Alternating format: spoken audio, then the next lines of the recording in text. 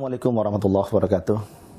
Pendengar dan pemirsa sekalian yang Allah muliakan, apapun yang terjadi dalam kehidupan kita tidak ada artinya sampai kita sendiri yang berikan arti pada kejadian tersebut. Mungkin hal-hal kecil pernah terjadi dalam kehidupan kita.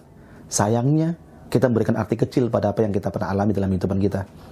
Ada orang-orang yang mampu mengambil pelajaran penting dari hal-hal sederhana, bahkan bermanfaat buat kehidupan dia ke depan. Dan kita hari ini telah Allah sajikan beberapa fenomena kejadian-kejadian baik yang kita alami atau kejadian yang terjadi dengan orang-orang di sekeliling kita atau di lingkungan kita. Banyak orang-orang yang kemudian bahkan beberapa kejadian-kejadian besar itu dimaknai kecil, sehingga orang-orang itu tidak bisa berkembang dengan besar. Allah telah berikan kesempatan untuk yang bersangkutan tumbuh, memberikan makna yang besar pada kehidupan dia. Tapi lagi-lagi banyak orang yang kemudian gagal memberikan arti pada kejadian tersebut.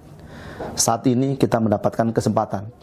Ada orang-orang yang kemudian mencoba untuk mencari, atau ada orang-orang yang kemudian menciptakan beberapa kejadian-kejadian karena dia tahu itu yang menjadikan dia bisa berkembang, itu yang menjadikan dia bisa bertumbuh untuk bisa lebih hebat, lebih sukses di waktu yang akan datang.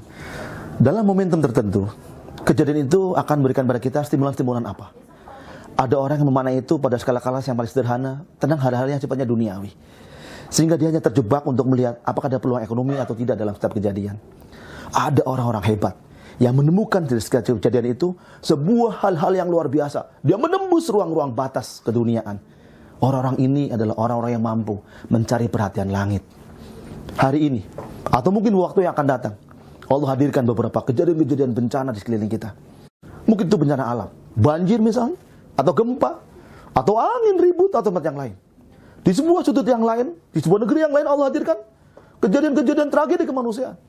Kita melihat ada sebuah kejadian besar, kelaparan besar di Somalia, yang 4 tahun kemudian umat Islam kaget.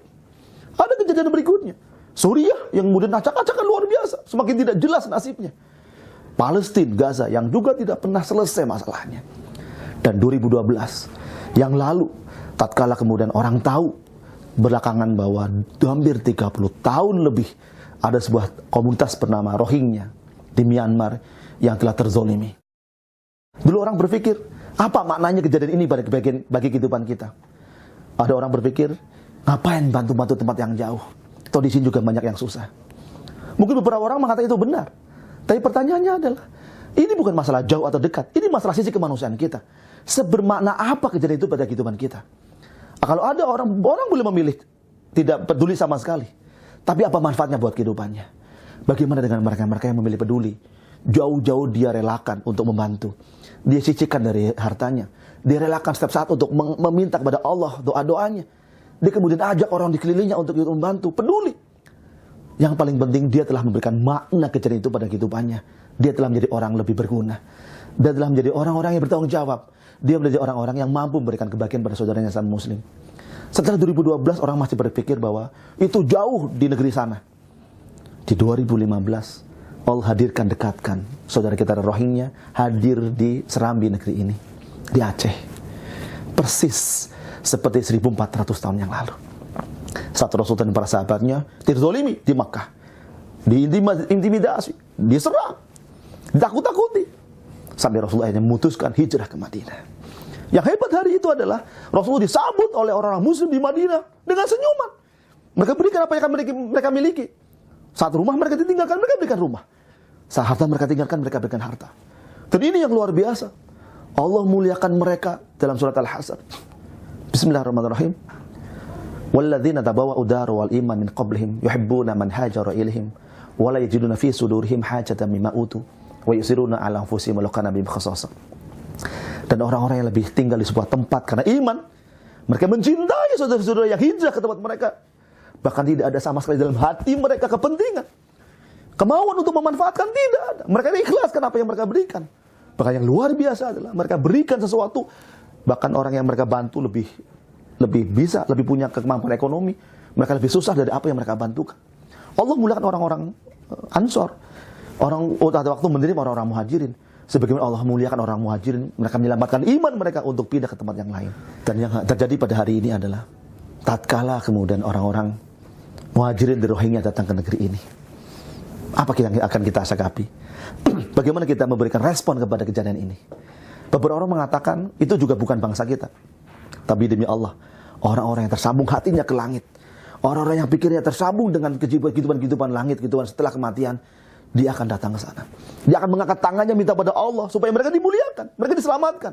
Yang sakit disembuhkan. Yang putus asa diberikan harapan-harapan. Mereka mengatakan, mengajak pada semua orang untuk peduli. Sisi kemanusiaan mereka dihidupkan. Mereka coba membantu mereka. Apa yang mereka bisa sampaikan. Yang berikan bantuan makanan, hadir dengan makanan. Yang dengan doa.